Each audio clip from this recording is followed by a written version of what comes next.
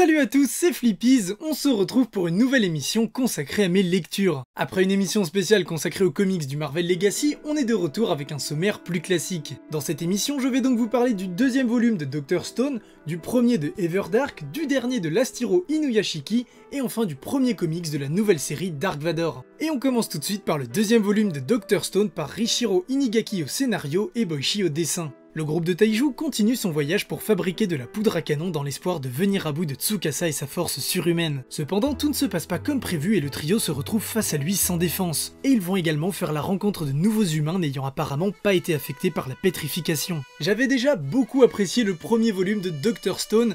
Est-ce que ça se confirme avec ce deuxième volume? Oui, carrément, déjà beaucoup, vous avez été très nombreux dans les commentaires à me parler de Dr. Stone dans la première émission où j'en ai parlé. Vous m'avez dit, tu vas voir, ce premier volume, c'est de la merde, après, c'est vraiment d'un truc de ouf.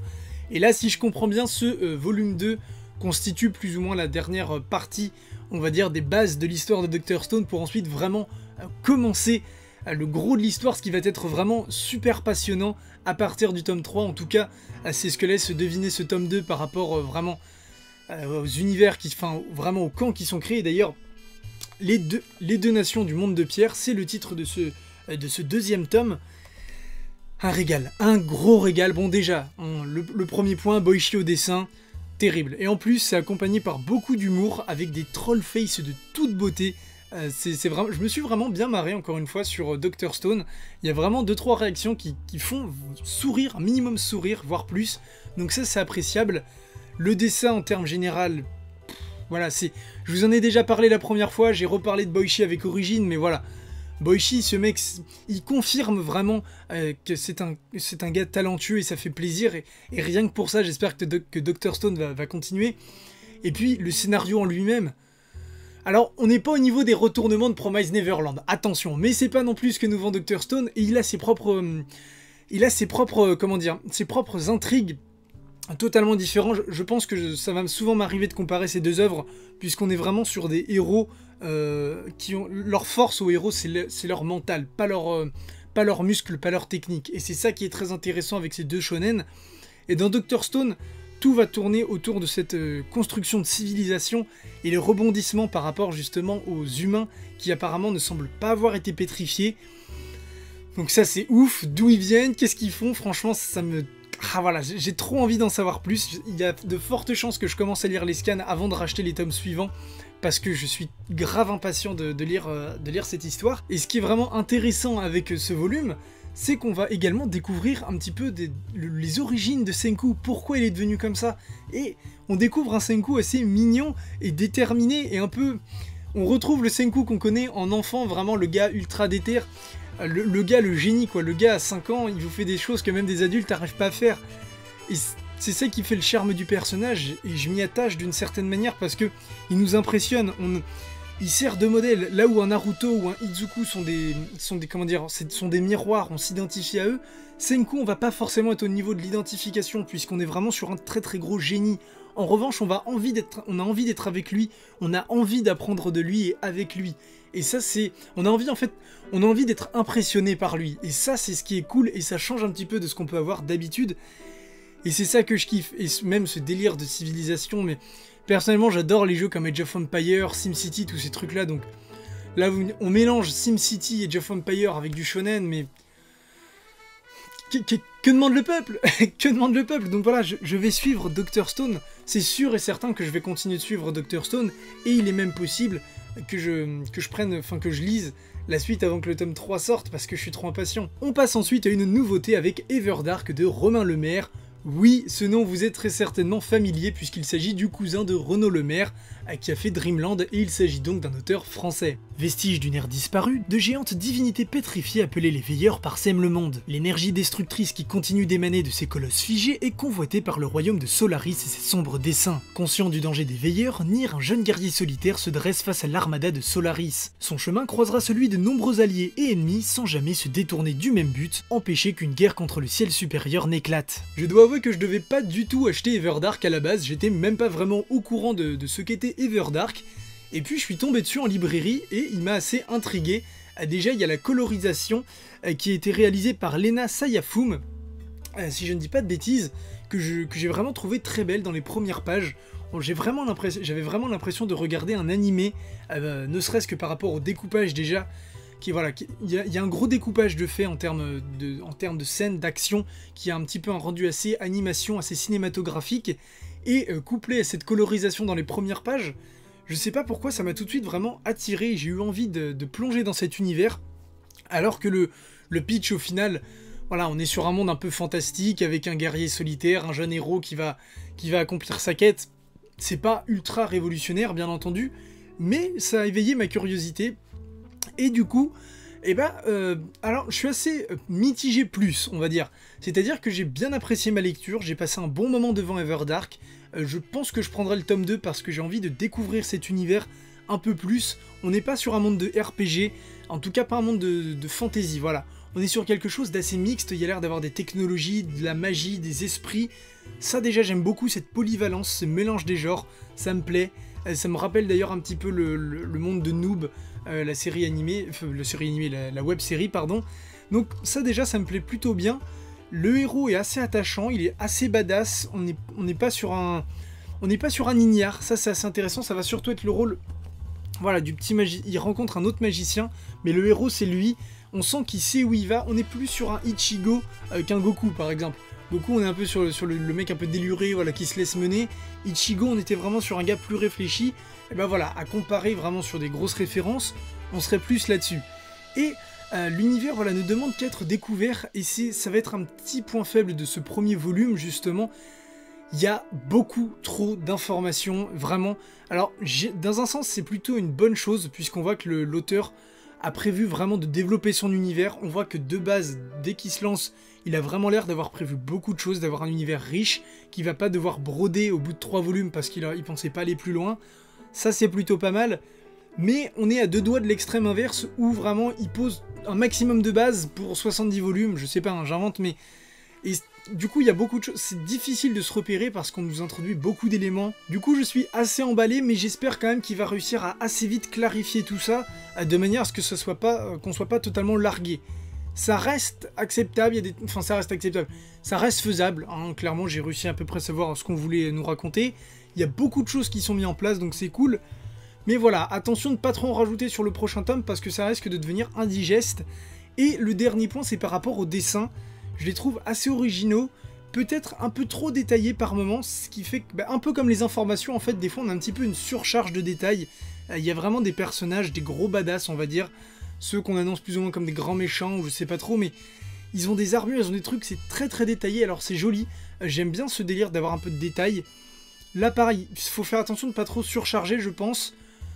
Après voilà, je pense que ça sera laissé un petit peu à l'appréciation de tout le monde. Ça m'a pas gâché la lecture, loin de là. C'est juste que voilà, des fois ça en fait beaucoup, il y a beaucoup de, comment dire, pas d'enluminure, mais voilà, beaucoup de petits détails, pas forcément utiles tout le temps sur une image qui mériterait d'être peut-être plus efficace. Mais sinon, Everdark, je dois avouer que plutôt curieux. Alors, j'imagine qu'il va souffrir plus ou moins de la comparaison avec son cousin, du coup. Déjà entre tous les mangas français, on les compare plus ou moins déjà aux japonais et ensuite entre eux, mais franchement, ne vous dites pas, ça a été fait par un mec qui a travaillé sur Dreamland, Romain Lemaire a été assistant pour Renaud Lemaire, du coup, oui c'est ça. Donc voilà, partez pas genre ça va être comme Dreamland ou quoi que ce soit, prenez ça comme un tout nouveau manga et on sent vraiment que Romain Lemaire veut raconter sa propre histoire. Et rien que pour ça, ça vaut la peine d'être lu. On en arrive au 10e et dernier volume de Last Hero Inuyashiki par Hiroyama Oku. Après s'être opposé au massacre de masse de Hiro, Inuyashiki va tenter un dernier acte héroïque en tentant de sauver la planète d'une météorite. Mais ses pouvoirs pourraient bien se révéler insuffisants pour la première fois. Alors, ce final, je laisse planer un petit moment de suspense, non, ce final était plutôt pas mal. On a un Inuyashiki qui va s'accomplir, qui va finalement avoir le respect de sa famille, au point qu'ils vont pas vouloir qu'il ait terminé sa mission. Pourquoi c'est à lui de faire ça? Pourquoi? Et voilà, il y a quelque chose d'assez émouvant, et d'ailleurs la scène finale est vraiment très belle. Je ne vous en dis pas plus parce que ça serait vous spoiler la série, mais elle est très belle. On a également un retour de Hiro qui lui aussi vient s'accomplir en tant que personnage. Voilà, l'aboutissement de ces deux hommes transformés en machines par des aliens totalement par hasard. Ils se rejoignent, ils s'accomplissent, finalement est-ce que ce serait pas leur destinée? On était quand même à 2 doigts d'une happy end. ça reste très sympa, enfin Happy End, je me comprends parce que bon, voilà, dans les derniers trucs, tout le monde est mort quasiment, enfin il y a plein de monde qui ont été tués par Hiro, mais c'est vrai que là par rapport au développement, que ce soit de Hiro ou Inuyashiki, chacun s'accomplissait plus ou moins, donc voilà, on sentait que c'était terminé, et du coup il y a ce final très beau. En fait, je peux rien vous dire de plus, puisque tout le volume 10 tourne autour de cette météorite dont je vous parle, donc qui était d'ailleurs le cliffhanger, je crois, de ce volume 9, du volume 9. Je peux pas vous le dire concrètement, parce qu'il faut savoir qu'Inuyashiki, en fait, il se passe rien. Enfin, il se passe rien. J'exagère, mais ce que je veux dire, c'est qu'il se passe très peu de choses dans un volume. Inuyashiki, en fait, joue beaucoup sur la photographie. Et il y a une technique qui, au début, pouvait passer pour quelque chose d'assez joli, qui fait un peu feignant, si on y réfléchit un peu à la fin. C'est-à-dire que, si je ne dis pas de bêtises, dans Inuyashiki, il n'y a que les personnages de dessinés. Tout le reste, ce sont que des photographies. Alors, au début, je croyais que c'était des décors redessinés, et apparemment, c'est juste de la photographie qui est un calque manga, en fait. Donc, ça fait... c'est à confirmer, bien entendu, mais voilà. La prouesse, du coup, est moindre, puisqu'il n'y a que les personnages de dessinés. Ça reste assez réaliste, c'est très joli à voir, mais c'est surtout très très cinématographique, et des fois, sur 5 pages, vous allez avoir une action découpée en double page. C'est absolument magnifique, mais du coup, ça ralentit énormément l'histoire. Donc, l'action est assez, l'action en fait assez étirée sur tout le manga, qui fait qu'en 10 volumes, il n'y a pas plein de choses qui se passent. On est grosso merdo sur une histoire qui se conclut dans ce volume 10. Du coup, l'Astiro, je crois que l'animé, oui, il y a clairement l'animé, donc je peux vous conseiller l'animé. Je sais pas trop ce qu'il vaut, et sinon, vous achetez le manga si vous avez envie. Franchement, c'est clairement une bonne lecture, je ne pense pas que vous serez déçus. Il y a du bon, c'est vraiment un bon truc de science-fiction. Et à 10 volumes, clairement, ça se rattrape. Et pourquoi pas, je sais pas trop où ils en sont dans les ventes, mais pourquoi pas avoir un petit coffret de la part de Kiyun, qui nous a fait de très belles covers, vous voyez, qui brillent.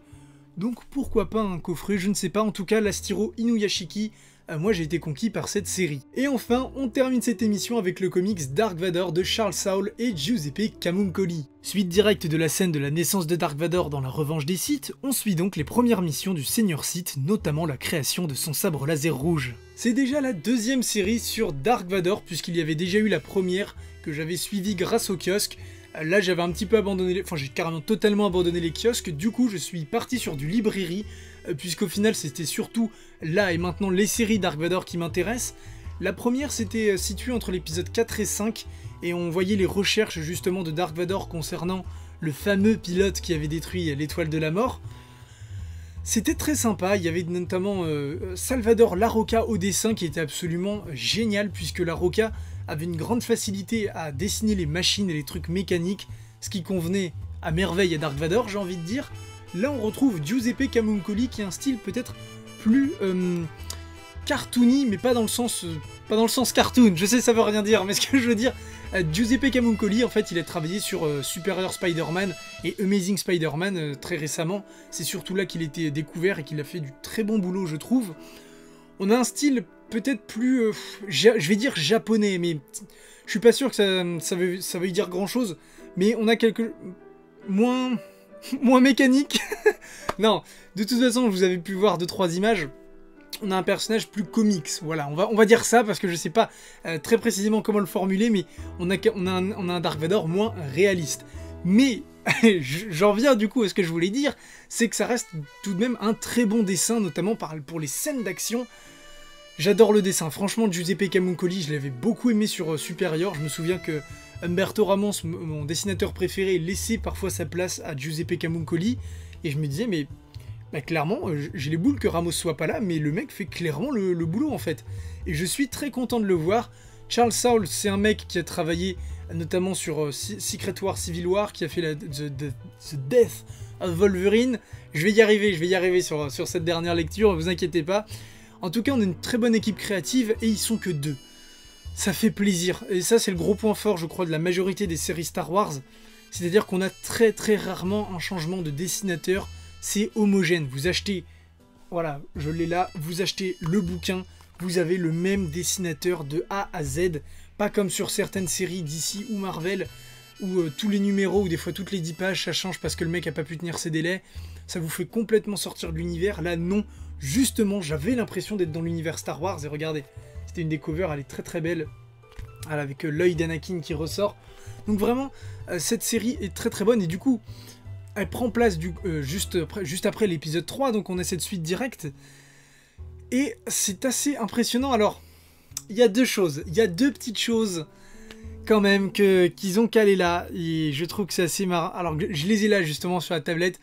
Je pense que ça pourrait faire l'objet d'une vidéo d'univers étendu Star Wars, puisque grâce à cette série, alors je sais pas si ça a déjà été fait avant, si ça a déjà été fait dans d'autres comics Star Wars, je ne pense pas vu comment c'est présenté, mais en gros on réinvente plus ou moins les origines d'un sabre laser rouge. En gros les sabres laser rouges fonctionnent au cristal Kyber, les mêmes que les sabres laser des Jedi, c'était les cristaux que l'Empire volait dans Rogue One. Mais en fait, il n'en existe pas de rouge, contrairement à ce qu'on pensait, ou ce qui avait plus ou moins été dit. Il y a plein d'explications sur les sabres laser, hein, c'en est qu'une de plus, mais qui tendra à être l'officiel, puisque désormais Disney a un univers canonique. Du coup, il faudrait faire saigner un cristal, donc il faudrait voler un cristal Kyber à un Jedi, et le faire saigner, le faire souffrir, puisque les cristaux sont moitié vivants en fait, et grâce au côté obscur, le faire saigner de manière à lui donner cette couleur rouge. Et donc ça va être une grande partie de la quête de Dark Vador dans ce comics. Mais du coup, comment trouver des Jedi après l'Ordre 66? Deuxième point d'univers étendu, c'est le vœu de Barash. Alors en gros, ce vœu de Barash, c'est un Jedi. Les Jedi le font. Et ils doivent se tenir complètement à l'écart du conseil Jedi et des affaires Jedi. En gros, ils sont plus ou moins reclus pendant une certaine période. Soit ils peuvent le faire plus ou moins volontairement, d'après ce que j'ai compris, puisque le Jedi en question qui va affronter Dark Vador, ça lui a plus ou moins été fortement suggéré par rapport à ses actes, j'ai l'impression. D'autres peuvent le faire volontairement, par exemple, notamment par rapport à la guerre des clones. Il me semble que beaucoup ont fait ce vœu, du coup, puisque les Jedi sont devenus des généraux d'armée, alors qu'à la base, les Jedi sont surtout des êtres de la Force, qui pratiquent la Force. C'est des croyants, en fait. C'est une métaphore des religieux, clairement, les Jedi. Donc, il y a eu ce vœu de Barash, du coup, qui est très pratique. Je le trouve pas incohérent, bien au contraire. Moi, je trouve que c'est une porte de sortie pour Disney qui va permettre de peut-être mettre plus de Jedi, justement, dans ces univers étendus, sans que ça soit complètement incohérent, comme on pouvait avoir avant, genre... Ah ouais, mais lui, il a survécu parce qu'il s'est caché là. Alors, lui, il a survécu parce que, grâce à la Force, il a créé une illusion mentale sur tout le monde. Non, là, il y a le vœu de Barash. C'est un truc qui fait partie de l'ordre Jedi, ça arrive, on sait qu'il y a, je crois, quand même un bon millier de Jedi qui a survécu grâce à ça. Voilà. Maintenant, on pourra aller taper dans ces milliers de Jedi, c'est impeccable. Ça va également nous donner de quoi faire pour les inquisiteurs qui sont introduits, et ça j'aime beaucoup. Ça fait le lien du coup avec la série Canon et du coup avec la série Star Wars Rebels. De toute beauté, cette série est absolument incroyable. Regardez Star Wars Rebels si vous aimez un tant soit peu Star Wars. Vous vous dites, Han Solo c'était pas terrible, Rogue One c'était bien mais j'aimerais en voir plus. Regardez Star Wars Rebels les gens, Star Wars Rebels c'est mieux que beaucoup de choses d'autres choses officielles, parce que c'est officiel du coup, mais c'est pas pour enfants, c'est pour tout le monde, donc regardez Star Wars Rebels. On en revient à notre série Dark Vador quand même, que je conclus. Je vais suivre cette série clairement, j'aime beaucoup l'univers Star Wars, et Disney met le paquet à chaque fois. On a toujours de très très bonnes équipes créatives, que ce soit au niveau des scénaristes ou des dessinateurs. J'ai même, je crois, pas été déçu pour l'instant par des comics Star Wars. Alors, j'ai pas lu les adaptations de films, ça reste des cas particuliers, mais de tout ce que j'ai pu lire, j'ai suivi toute la V1 des kiosques, j'ai plusieurs librairies. Pour l'instant, je suis conquis. Et cette série Dark Vador que je vais récupérer, voilà, là, ça fait plaisir, ça fait très plaisir à lire. Et on voit surtout un Dark Vador vulnérable, encore un peu Anakin, qui va progressivement totalement devenir le Dark Vador que l'on connaît. Voilà, c'est tout pour cette émission, j'espère qu'elle vous aura plu. Comme d'habitude, je vous invite en commentaire à nous dire ce que vous avez pensé des mangas et comics que je vous ai présentés, si vous avez eu la chance de les lire. Et puis je vous laisse me proposer des petites nouveautés ou des choses que vous auriez lues récemment et que vous souhaiteriez que je découvre pour, pourquoi pas, ensuite en parler en émission. J'en profite également pour vous dire que notre Utip est enfin ouvert si vous souhaitez nous soutenir. Vous pouvez du coup soit faire un don, soit regarder des pubs. Pour vous, c'est totalement gratuit et nous, ça permet de nous soutenir. C'est un très très bon moyen de faire grandir la chaîne. Sur ce, on se retrouve très bientôt pour de prochaines vidéos. Salut à tous!